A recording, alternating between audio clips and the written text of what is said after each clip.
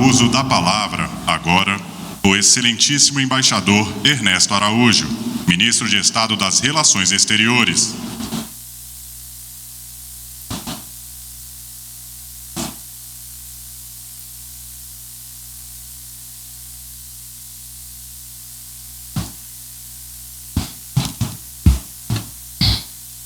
Bom dia a todos. Excelentíssimo senhor presidente da República, Jair Bolsonaro, excelentíssima primeira-dama, senhora Michele Bolsonaro, excelentíssimo senhor Antônio Hamilton Martins Mourão, vice-presidente da República, excelentíssima senhora Paula Mourão, excelentíssima senhora embaixatriz Maria Eduarda Seixas Correia, minha esposa, excelentíssimos senhores ministros de Estado que tanto abrilhantam aqui esta ocasião, demais autoridades, senhor senador Nelsinho Trade e senhor deputado Eduardo Bolsonaro, presidentes das comissões de Relações Exteriores do Senado Federal e da Câmara dos Deputados, em nome dos quais cumprimento todos os demais parlamentares presentes, excelentíssimo senhor embaixador Otávio Brandelli, secretário-geral das Relações Exteriores, excelentíssima embaixatriz Rosa Brandelli, excelentíssima senhora embaixadora Maria Estela Pompeu Brasil, Frota, diretora do Instituto Rio Branco, senhores membros do corpo diplomático, senhoras e senhores, quero inicialmente saudar aqui, muito especialmente, os formandos da turma João Cabral de Melo Neto, do Instituto Rio Branco, justamente nesse ano em que o nosso Instituto completa 75 anos, 3/4 de século de vida. Quero saudar as famílias dos formandos também, muito especialmente. E, falando em família, Maria Eduarda, minha companheira nessa pequena tarefa de tentar ajudar o presidente Jair Bolsonaro a mudar o Brasil e tentar ajudar o Brasil a mudar o mundo. Uma saudação muito especial à querida professora Sarah Walker, com quem aprendi, acho que a maior parte do inglês que eu sei, e dizer da imensa gratidão minha e de tantos diplomatas brasileiros ao trabalho da professora Sarah Walker, não apenas no ensino da língua inglesa, mas no passar a profundidade desse maravilhoso instrumento de comunicação que é a língua inglesa, com a sua profundidade, com a sua simplicidade e a sua sabedoria. Quero expressar minhas condolências de todos nós pela perda de tantas vidas que tem ocorrido em função da Covid e especialmente meus sentimentos pelo falecimento ontem à noite do querido senador Harold de Oliveira, que faleceu no Rio de Janeiro aos 83 anos. E queria expressar as nossas condolências também por pessoas que faleceram de todas as doenças, de todas as causas nesse mesmo período. Não apenas da Covid, obviamente. Gostaria de parabenizar os formandos pela escolha do patrono da turma, João Cabral de Melo Neto, por ser um poeta e diplomata. Modestamente, me considero também as duas coisas, diplomata e poeta.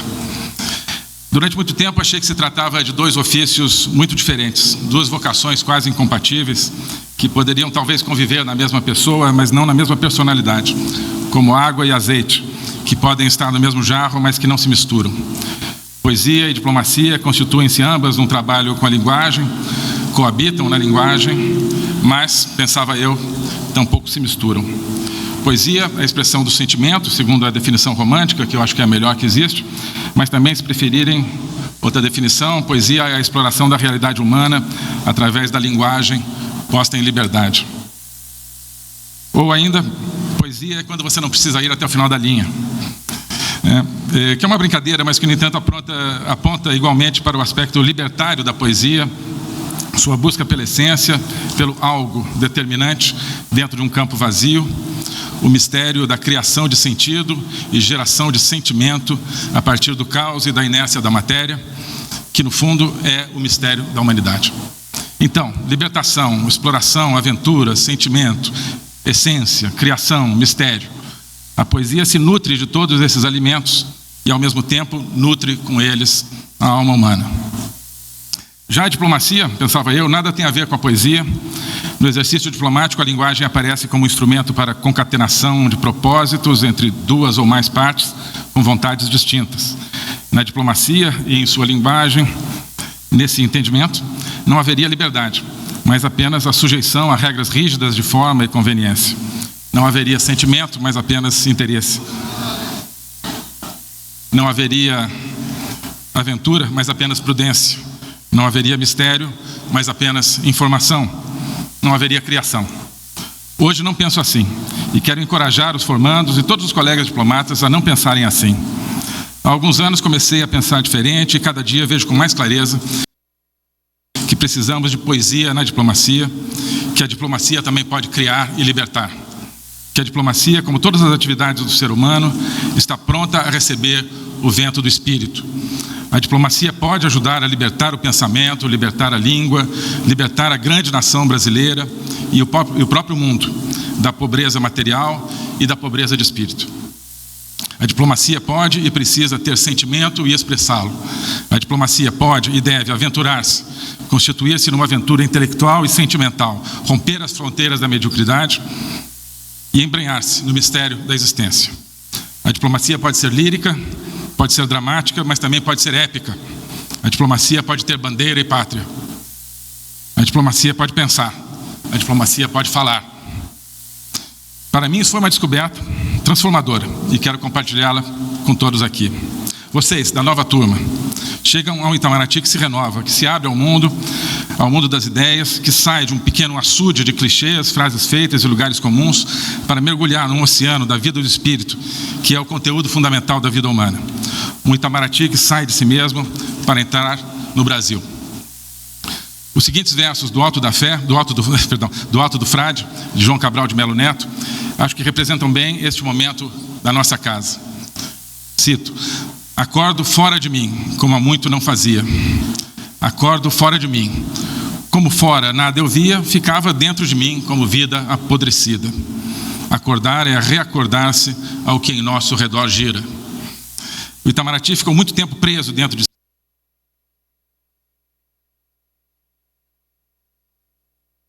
si mesmo, cantando glórias passadas, lustrando troféus antigos e esquecendo-se de jogar o campeonato deste ano. Fazendo marcas na parede para contar quantos dias faltam até a próxima remoção. Vivendo no intelecto a vida apodrecida de conceitos ultrapassados, superficiais, satisfeito com a própria fama. Em seu discurso da noite da vitória, quase exatamente 2 anos atrás, em 28 de outubro de 2018, o presidente Jair Bolsonaro, então recém-eleito, proclamava: vamos libertar o Itamaraty. E era disso que nós precisávamos, senhor presidente: libertação. O poema de João Cabral de Melo Neto, que acabo de citar, é sobre Frei Caneca, no momento em que o tiraram de seu calabouço para ir ser executado. Executado por amor à pátria, essa pátria então ainda no berço. Executado pelo sentimento de liberdade, que é impossível de sufocar nos grandes homens e nas grandes mulheres, nos mártires, visionários, criadores e líderes que pontuam a aventura humana. Precisamos de libertação, libertação para que despertemos e voltemos a enxergar o Brasil e o mundo. Então, digo à nova turma, digo aos colegas, acordar é reacordar-se ao que em nosso redor gira. João Cabral possuía uma grande sensibilidade para o sofrimento do povo brasileiro, plasmado em sua obra-prima, Morte e Vida Severina. Como muitos de sua geração, tinha a percepção clara do problema secular do Brasil, da causa central do sofrimento de seu povo, aquilo que Raimundo Faoro chamou o patronato político brasileiro, o sistema de clientelismo construído por uma oligarquia corrupta. Mas a resposta de muitos da sua geração e talvez do próprio João Cabral a esse gigantesco e premente problema dirigiu-se para o lado errado, para o lado do marxismo e da esquerda. Sua utopia, esse comunismo brasileiro de que alguns ainda estão falando até hoje, consistia em substituir esse Brasil sofrido, pobre e problemático por um não-Brasil. Um Brasil sem patriotismo, sujeito naquela época, anos 50, 60, aos desígnios de Moscou, e hoje, nesse novo conceito de comunismo brasileiro, sujeito aos desígnios sabe-se lá de quem.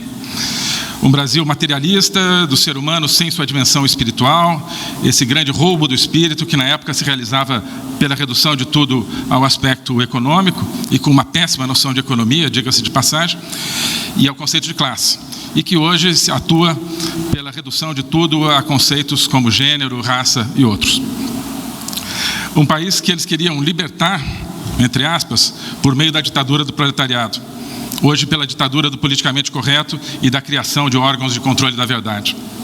Um Brasil que queriam submeter, como o resto do mundo, à sua dialética, que, como sabemos, não é a dialética dos diálogos platônicos, da busca pela verdade que cada um traz guardada dentro de si, mas a dialética no sentido da relativização da verdade, onde a verdade é tudo aquilo que serve ao poder do partido. E, pior de tudo, a utopia de um Brasil sem Deus, de um povo brasileiro arrancado aos braços de sua fé cristã. Como dizia Dostoiévski, um povo sem Deus não merece o nome de povo. E era justamente isso que os comunistas de todas as épocas queriam e querem: destruir o povo em sua organicidade viva e sentimental e transformá-lo em uma massa. Foi assim na Revolução Soviética, que destruiu a velha Rússia de Dostoiévski, e assim querem fazer hoje. Por exemplo, aqui tão perto de nós, no Chile, destruindo igrejas e imagens. E assim quereram fazer no Brasil. Com o agravante perverso de que, no caso, tentaram destruir a fé cristã, não apenas fora, mas também de dentro. Não queimaram ainda a igreja, mas inventaram a infame teologia da libertação, que nem a teologia, muito menos de libertação, mas sim um instrumento para corromper e estraçalhar a fé e a espiritualidade natural dos brasileiros, uma tarefa que, reconheça-se, na qual avançaram muito. Então, os diferentes marxismos e esquerdismos tentaram enfrentar o tradicional poder oligárquico corrupto brasileiro, mas não porque amassem o povo brasileiro, sofrido e oprimido. Ao contrário, sim porque adoravam e ansiavam pelo poder que as oligarquias detinham. A partir de 2002, esperava-se ver o grande embate entre as esquerdas e as oligarquias. Mas não foi o que aconteceu, porque as esquerdas e as oligarquias não queriam coisas opostas, mas a mesma coisa, o poder. Deu-se então o grande amálgama entre a ideologia esquerdista e o patronato político brasileiro, o que produziu esse grande paroxismo, essa grande orgia de corrupção. Quando a esquerda e a oligarquia se encontraram, descobriram que eram irmãos, há muito tempo estranhados, ambos filhos do cinismo e da sede de poder. Abraçaram-se e puseram-se a roubar o povo brasileiro. Milagrosamente interrompemos essa marcha para o abismo. Como? Porque o povo brasileiro, como no poema de João Cabral de Melo Neto, acordou e conseguiu olhar para fora daquela vida apodrecida, e configurou uma esperança, e encontrou um líder, que é o nosso presidente, que conhece e ama esse povo e nos ensina a conhecer e amar esse povo. Esse povo que sofre, mas que crê em Deus, que crê, sobretudo, no Deus encarnado, que sofre e pelo sofrimento liberta. Esse povo que é cristão e conservador, severinos e severinas que são cristãos e conservadores.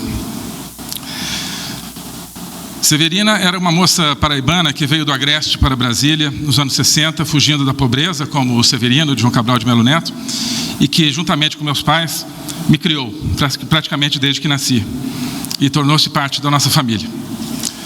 Lembro-me de uma vez, lá por 1986 ou algo assim, quando estávamos em família vendo televisão e apareceu o programa partidário do Partido Comunista do Brasil. Logo, Severina exclamou: "Nossa, eu odeio esse negócio de comunismo." Na tela, o presidente do partido falava do ideal comunista de libertar todos os povos do planeta, ou algo assim. E a Severina comentou indignada: "Mentira, eles são contra Deus." Severino e Severina sabem muito mais do que a maioria dos acadêmicos. Por isso, o povo brasileiro, esse povo severino, confia no senhor, presidente, porque o senhor fala de liberdade e do poder libertador da verdade. Porque o senhor fala de Deus como aquele em que o senhor realmente crê. Fala de liberdade como aquilo que realmente sente. Esse povo escandaliza os intelectuais prudentes e sofisticados. Esse povo revolta os esquerdistas que o detestam, amedronta os antigos e os mais recentes donos do poder. O poder oligárquico, pela primeira vez, está efetivamente ameaçado. A oligarquia e a esquerda se acasalaram confortavelmente, mas diante do povo, elas tremem. Somente a fé verdadeira deste povo cristão e conservador proporciona a couraça moral e o coração palpitante de amor patriótico para enfrentar o dragão da maldade. Este povo severino, esta grande nação severina, é o que queremos levar para o mundo. Para isso, precisávamos libertar o Itamaraty e despertar o Itamaraty. Esta nova turma, quero crer, já nasce com os olhos abertos, já chega com o sorriso de quem sabe que está ingressando não numa burocracia, talvez um pouco mais glamurosa do que outras burocracias, muito menos numa espécie de ONG incrustada no governo federal, mas sim numa grande demanda, no sentido medieval, uma aventura nacional e mundial de proporções históricas, uma gigantomachia perite sucias, para usar a expressão de Platão, um combate de gigantes pela essência da pátria, pela essência da nossa civilização, pela essência e dignidade do próprio ser humano. Não apenas o brasileiro, mas todo ser humano é um severino que sofre no mundo por todos os tipos de problemas, peregrino num vale de lágrimas, mas que possui uma dimensão espiritual, que é feito à imagem e semelhança do Criador, como acreditamos os cristãos, que possui uma alma imortal, como demonstrava Platão, e que somente pelo reconhecimento e cultivo dessa dimensão espiritual poderá exercer plenamente sua humanidade e sua liberdade. Não é que o ser humano tenha aspirações à transcendência, o ser humano é uma permanente aspiração à transcendência. O iluminismo não deu resposta a essa aspiração, quis resolver os problemas e contradições humanas matando o espírito. Écrasez l'infâme, pedia Voltaire, esmagai o infame ou a infame. Normalmente se considera que ele se referia à Igreja Católica, mas eu penso que em última instância ele queria esmagar Deus, o Cristo, o espírito humano, o próprio homem em sua essência indefinível que escapa à lógica. O marxismo depois procurou transformar o homem de um trabalhador explorado, mas que pelo menos tinha o direito de rezar e pela fé respirar o ar da transcendência, em um trabalhador ainda mais explorado, mas que já não reza porque Deus foi proscrito. Hoje temos o globalismo e o politicamente correto tentando consertar a humanidade sem entendê-la e sem amá-la. Salvar a humanidade de si mesma, como sustentou absurdamente uma embaixadora aposentada, que deveria ser o objetivo da política internacional. Tentam salvar a humanidade de si mesma construindo um ser humano artificial, um androide, sem sentimento, sem instinto, sem sexo, sem família, dominado por mecanismos de controle social e psicolinguístico. Um ser humano constituído pela estranha mistura de indignação furiosa e passividade letárgica. Fúria diante de falsos problemas criados pelo gigantesco mecanismo de manipulação do discurso e incutidos na sua cabeça. Passividade diante da corrosão de sua nobreza intrínseca, diante da corrosão de suas liberdades fundamentais, de seus direitos, que estão todos lá na Declaração Universal de Direitos Humanos de 1948, mas que o globalismo esqueceu. Nada disso pode dar certo. A liberdade do ser humano reside na sua espiritualidade. Sem ela, o homem é escravo do ciclo inútil do viver e do morrer. Sem ela, o intelecto torna-se puramente calculador, desprovido de poesia e criatividade. Sem a espiritualidade, o homem perde o bom senso e a capacidade de navegar num mundo de difíceis julgamentos morais, caindo em um dos extremos, ou a permissividade absoluta, ou esse estranho hipermoralismo da atualidade, muito mais restritivo que o da era vitoriana. Se Deus não existe, tudo é permitido, pensava o personagem de Dostoiévski, e se deu mal. Se Deus não existe, nada é permitido, afirmou Jacques Lacan nos anos 60, reconhecendo, cinicamente ou não, que a perda da transcendência faz do homem um permanente escravo do medo. A falta de transcendência faz o homem dobrar-se à arbitrariedade. Só existe democracia, ou seja, só existe controle externo do poder, quando existe um valor maior externo ao poder. Essa é uma das principais lições do magnífico livro de Pouvoir, do historiador Bertrand de Jouvenel. Se as leis não correspondem a alguma lógica que as transcenda, a um sentimento inato de justiça, à fé em alguma ordem das coisas, chamemos isso de direito natural ou como seja, essas leis podem tornar-se arbitrárias e opressivas. Isso porque o sentimento de justiça e a moralidade não são deriváveis puramente da estrutura material do universo. Não há justiça nem expectativa de justiça no mundo da química, da física e da biologia. No pensamento materialista não há como justificar a justiça. Não há, nem nunca poderá haver, comprovação científica da dignidade humana. A ordem moral, a percepção do bem e do mal, pressupõe uma dimensão vertical do ser humano, que transcende a dimensão horizontal da natureza. Na construção materialista, só existe o poder. A lei é ali um instrumento do poder e a ele se subordina.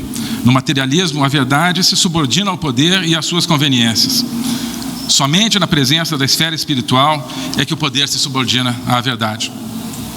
As ideologias amorais do século XX tiveram seu terreno preparado pelo assoreamento das correntes espirituais do ser humano. Esquecido o espírito, desprezado o espírito, a lei pode legislar para o mal, pode premiar a brutalidade e punir a inocência, e não haverá ninguém para contestá-la. Tanto a liberdade quanto a justiça, portanto, requerem que o homem continue a poder beber do caudal da transcendência. Alguns aspectos do chamado multilateralismo podem até ser bem intencionados, mas jamais alcançarão seus objetivos declarados. Como não creem, os multilateralistas têm medo, têm vergonha de falar em liberdade. Nos discursos de abertura da Assembleia Geral das Nações Unidas deste ano, por exemplo, os presidentes Bolsonaro e Trump foram praticamente os únicos a falar em liberdade, naquela organização que foi fundada no princípio da liberdade, mas que a esqueceu. Sim, o Brasil hoje fala em liberdade através do mundo. Se isso faz de nós um pária internacional, então que sejamos esse pária. Que sejamos esse Severino que sonha e essa Severina que reza. E que no meio de todos os seus padecimentos sabem que existe um céu mais alto do que o céu, um mar mais profundo do que o mar, como diria o poeta E. Cummings. Talvez seja melhor ser esse pária, deixado ao relento do lado de fora, do que ser um conviva no banquete do cinismo interesseiro dos globalistas, dos corruptos e semicorruptos. Este pária não tem o seu nome em nenhuma planilha, não fez negociatas para promover partidos amigos em outros países, não pertenceu ao conselho de nenhuma grande construtora exportadora de propina. É bom ser pária. E este pária aqui, este Brasil, esta política externa do povo brasileiro, esta política externa severina, digamos assim, tem conseguido resultados. Concluímos acordos comerciais com as maiores economias do mundo, como a União Europeia e Estados Unidos. Restauramos as relações com países de alta tecnologia, como Israel e o Japão. Criamos parcerias com grandes centros de capital, como a Arábia Saudita e Emirados Árabes, que nos trazem novos investimentos. Assinamos novos instrumentos com a Índia. Aumentamos as exportações do agronegócio para o mundo árabe e para a China. Conquistamos novos mercados nos países da ASEAN. Começamos a reconfigurar nossas relações com a África, com base no objetivo de ter acordos de livre comércio e cooperação, também no combate ao crime organizado. Apoiamos a abertura de novos horizontes de paz e prosperidade no Oriente Médio. Estamos reposicionando o Brasil nas grandes cadeias globais de produção para receber mais investimentos, criar muito mais empregos e tornar-nos uma verdadeira economia de mercado. Uma grande potência no agro, mas também uma economia industrial e tecnológica de ponta. Estamos trabalhando com grandes parceiros para a reforma das instituições multilaterais. Por exemplo, com os Estados Unidos na OMC, com a Alemanha, a Índia e Japão no Conselho de Segurança nas Nações Unidas. Também reposicionamos o Brasil nos fóruns de direitos humanos, por exemplo, para defender o direito à vida, à liberdade de expressão e a liberdade religiosa, contra a cultura da morte, contra a instrumentalização das tecnologias de comunicação para fins de controle social, contra a perseguição dos praticantes de qualquer religião, não apenas em defesa concreta do direito de praticar uma ou outra religião específica, mas também em defesa da própria religiosidade e espiritualidade intrínseca do ser humano. Reposicionamos o Itamaraty e a política externa para enfrentar os verdadeiros problemas e desafios da nossa região, da América do Sul e da América Latina, que se concentram no complexo político criminoso do qual a Venezuela de hoje, a Venezuela do regime de lesa humanidade de Maduro, é apenas a ponta do iceberg. Ao contrário de muitos multilateralistas, nós, os párias, lemos e acreditamos no que está escrito nos grandes instrumentos multilaterais. Por exemplo, como dizia, na Declaração Universal dos Direitos Humanos. Essa declaração é um verdadeiro hino à liberdade. A liberdade aparece em praticamente todos os seus artigos. O artigo 18, por exemplo, estabelece a liberdade de pensamento e de crença. O artigo 19 consagra a liberdade de opinião e de expressão. O artigo 21 determina o direito à democracia e diz, com palavras apenas ligeiramente diferentes da nossa Constituição, que todo o poder emana do povo. Então, quando a nossa Constituição coloca entre os princípios que devem reger as relações internacionais do Brasil a prevalência dos direitos humanos, é disso que nós estamos falando. Se não defendemos a liberdade religiosa, contra aqueles que perseguem pessoas de todas as fés, inclusive contra aqueles que praticam, sim, a cristofobia, não estaremos cumprindo a Constituição. Se na verdade de expressão contra os riscos da criação de uma sociedade mundial de controle, não estaremos cumprindo a Constituição. No entanto, quando trabalhamos por esses objetivos, quando nos reunimos com nações amigas que também acreditam na liberdade para defender esses mesmos princípios, algumas pessoas dizem que estamos descumprindo a Constituição. Convido essas pessoas à reflexão e ao autoexame de consciência, pois em alguns casos, esses mesmos críticos são pessoas que passam todo o seu tempo tentando mudar a Constituição para atender aos seus próprios interesses. E quando não conseguem mudar, tentam encontrar maneiras de distorcer a interpretação do texto constitucional para seus objetivos de poder. Ora, a prevalência dos direitos humanos também deve valer dentro do Brasil. Vamos ler o artigo 21 da Declaração Universal dos Direitos Humanos, inciso 3. A vontade do povo é o fundamento da autoridade dos poderes públicos. Chama-nos de ideológicos. Então vamos ver o que é ideologia. Ora, o conceito de ideologia foi produzido e introduzido por Marx e Engels para designar pejorativamente toda essa massa de pensamento, filosofia e sabedoria humanas existentes que atrapalhavam a implementação da sociedade comunista. Expulsavam do campo do saber toda a vida do espírito para ficar apenas com as relações materiais de produção e diziam que assim libertariam a humanidade. Mas tudo o que eles consideravam os fantasmas da consciência, que mascaravam as relações de dominação, tudo isso simplesmente é aquilo que faz o homem humano. Tudo aquilo que permite a um bicho da terra tão pequeno, como dizia Camões, sonhar e viver uma vida com significado, onde o significado é justamente a liberdade para buscar o significado. A pergunta qual é o sentido da vida não tem resposta direta. A resposta é: o sentido da vida é dar sentido à vida. Ou, dito por outro poeta, aquilo que procuras está guardado no fundo de tua procura. Ideologia, para Marx e Engels, é proibir a verdadeira procura. Eles querem dialética só para os outros, para solapar as bases milenares do pensamento e destruir a alma. Para si mesmos e para seu comunismo querem a certeza impositiva. Quem hoje nos atira o epíteto de ideológico está reproduzindo essa estratégia marxista, que diz que o ideológico é todo o pensamento humano livre para questionar, todo o sentimento humano livre para amar. Isso é o que os nossos pragmáticos e isentões querem proibir. Talvez sem saber o que estão fazendo, porque podemos dizer que todo isentão é escravo de algum marxista defunto. Reproduz, cada um deles, a estratégia marxista, porque intui que se trata de um bom caminho para o poder. Mas talvez a explicação seja mais simples. Pessoas com baixa capacidade intelectual descobriram que podem parecer inteligentes, chamando de ideológico tudo aquilo que não compreendem. Taxar os conservadores de ideológicos é a epítome da prática marxista-leninista. Chame-os do que você é, acuse-os do que você faz. O grande complexo marxista e isentista cria ideologias todos os dias, ou seja, agarra pedaços da realidade sempre complexa e cambiante e os transforma em sistemas de elocução fechados, que não admitem questionamentos. Assim, tomam o meio ambiente e as preocupações legítimas com esse tema e o transformam em ambientalismo. Tomam a mudança climática e a transformam em climatismo.